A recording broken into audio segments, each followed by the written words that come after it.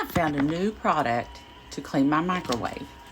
It's the Glisten microwave cleaning with foaming power. What I'll do is I'll put it in the microwave for 25 seconds, then leave the door shut for 3 minutes, and it will release everything that's stuck on, and I'll be able to scrub it off. We'll see how it works. As you can see, it's foaming up in the microwave, and then I'll let it set for 3 minutes. Now you can see I got everything scrubbed with the little pad, so now I'm going to take a damp paper towel and just start wiping it all out.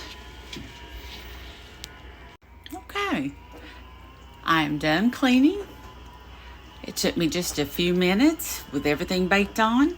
It worked, so I would definitely recommend the Glisten microwave cleaning with foaming power. It works.